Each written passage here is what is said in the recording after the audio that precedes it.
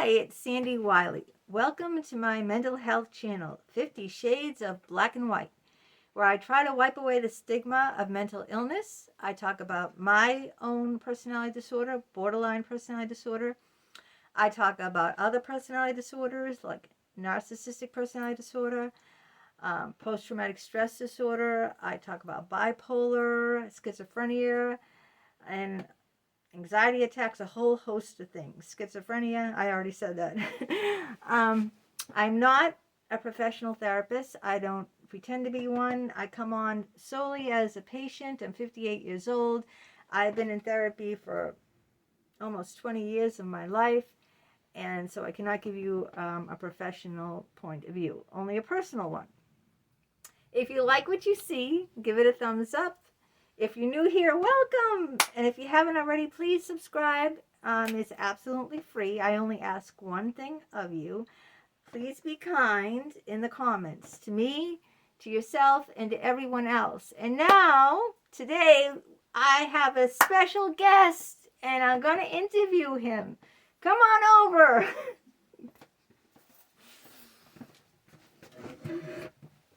This is my first interview ever.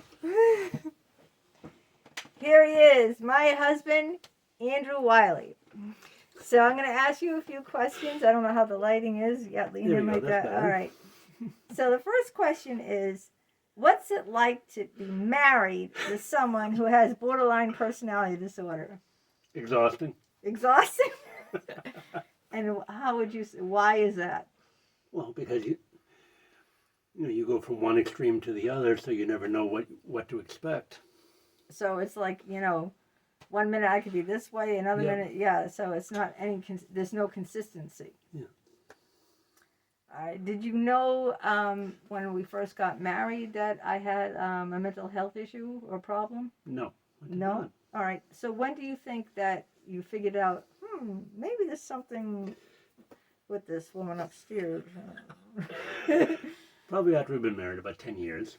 10 years? Wow, I'm pretty good. I hid that for 10 years? Wow. Well, just be honest. Yeah. Well, I think in the beginning you didn't know yourself that you had this disorder. I didn't know it myself, but how could I? But that's a pretty big disorder to hide for 10 years. Do you think that any stressors or anything brought it on, brought it out in me more? Well, I think you showed a little bit of it during your infertility. Right. The intensity of that, and then just different things that came up over the years that you would have a very intense reaction to, like more than the average person. More than the average person, right? So different things came up, in life that triggered it and brought it out all the more. Right. Do you ever wonder what it would be like to be married to someone who was normal? Nope. No? Nope.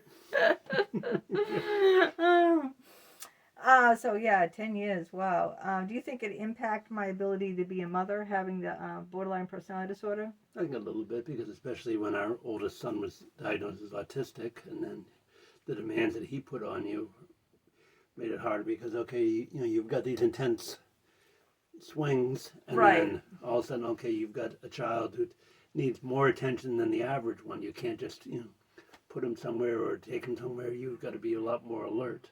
Right. So that would be even more another stressor. Right. Yeah. And those stresses brought out much more. Can you think of a time where because I talked to them about my borderline rage.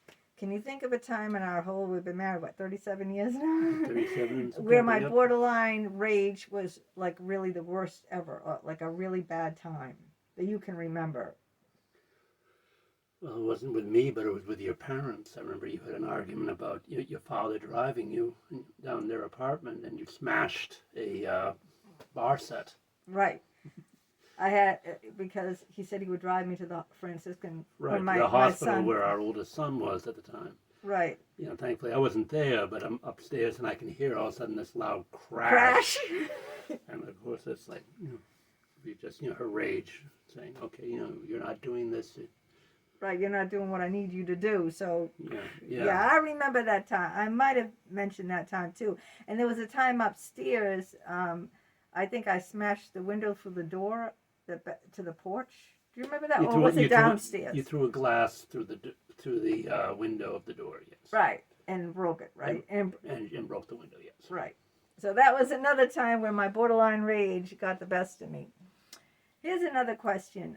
Do you think that I've been in therapy for almost 20 years? I mean, I haven't gone the last 2.5 years, but prior to that, I had gone for almost 20 years into various therapists. Do you think therapy has ever helped me at all during those years? No, I don't, because I don't think they focused on it. They let you go off on your tangents and then get you back to you need to analyze this, and you never did. So just kind of spinning wheels and just going and going, but without really accomplishing anything.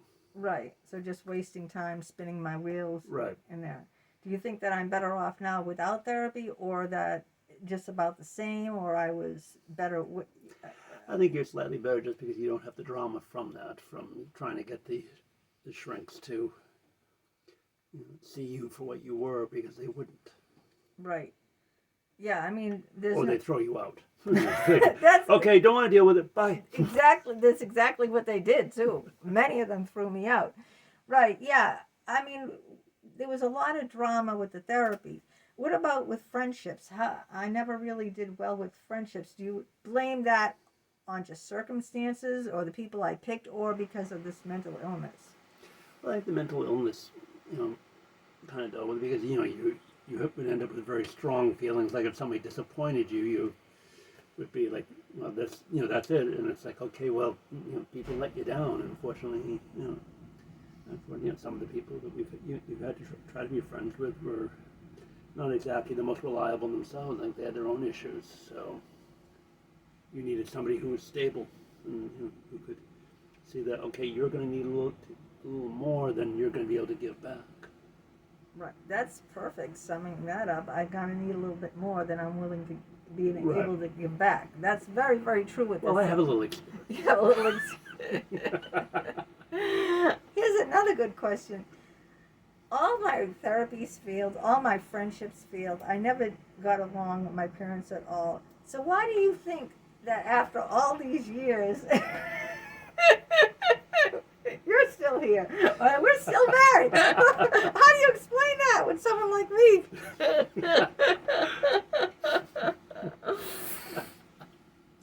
Well, because I've always tried to be very supportive of you, and I understand your issues, and I try not to hold them against you. Wow, that's wonderful. You try not to hold my. Yeah. Yeah, a lot of people wouldn't be able to. Right. Be able to do that. All right. Let's see. Are there any good things about, any positives to say about this personality disorder? I don't think so, because I think it makes it very hard to know what to expect. And after all these years, are you still in the dark, or do you know me a little bit better, or? I think I understand a little bit better now. You understand me a little bit better now? Yeah. So what would you advise someone else who is in a relationship with someone like me who has borderline personality disorder? Well, what advice would you give that person? Run! Other than run! Well, that you're going to have to be very patient in order to make it work out, and you're going to have to understand that sometimes it's going to feel like your needs aren't being met just because you need to focus on that person. So because of my illness, you neglect yourself, right, so to speak. But that's going to have to be a balance. Just how much can you afford to do that? So that would be my advice. How much can you afford to neglect yourself while you're trying to be supportive of the other person. Things can't always be 50-50, but there has to be a balance of some kind of what can you accept and what. Right, because with me, I have a hard time dealing. Does that make escalate fights even? Yeah, I think it does, because you go from 0 to 100 without really okay, where did this come from? And it might just be, something minor, but then you've stood on it for a few minutes, and your borderline is kicking in. It's kicking in, and it escalates. So it's okay, This was a minor thing. Yeah, and then I just blow it all out of It's like just a difference of opinion or something. right. Just a difference of opinion Yeah. can make me, because Right. it's that fear of abandonment. That's Right, that deep fear that But after all these years, it took me a long time to trust you. I was mentioning before in some videos, like when we were dating, I had these jealousy issues. Oh, you had those jealousies for quite long after that too. Quite long after that too. And what did you think of that? That was like abnormal. That was more than Right. That was more than usual. It's like, okay, I've shown you you can trust me, so. right. And I still don't trust you. Right. And I still had all those Exactly. abnormal jealousy issues, which I think is very common with this. But I never did any self-harming or anything, but I did develop a drinking problem. And how has that affected the marriage? My drinking problem. Well, sometimes you overdo it, but I think a lot of times you worry more about it than it really is there. It's like, okay, your drinking problem, you have an occasional issue, but most of the time you drink your wine and you're fine. Right. I've been sticking to wine now for the most part. Right, 2 glasses of wine, yeah. Yeah, but then you worry about like, oh, is this too much? And it's like, okay, no, if it works for you and it's not harming you, then Yeah, I'm a little. Would you say I'm hard on myself?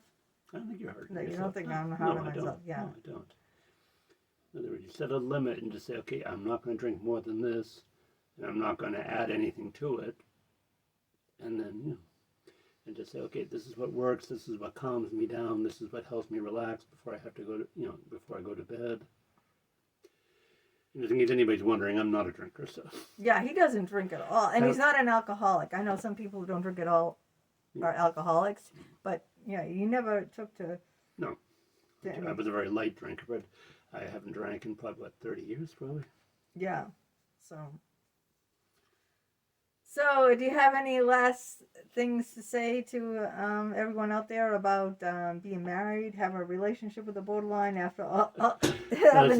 Patience is key. You're going to need to be very patient. You're going to be very understanding that, okay, this person isn't, trying to be selfish. They're not trying to, be a drama.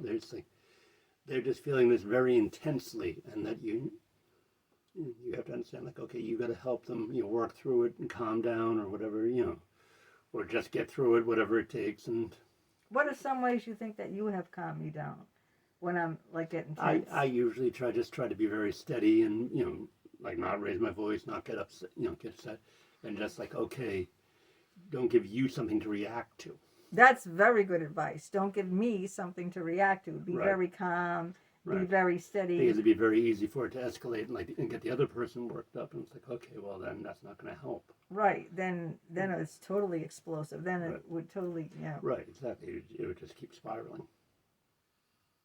All right. Well, I think that I'm very grateful that you came on here and that you answered these questions. And I hope everyone out there appreciates that my husband took his time out. And, this is his first time, I think, on the video, right? Yes. Yeah, the very first time on any video. And thank you very much. You're very welcome. All right.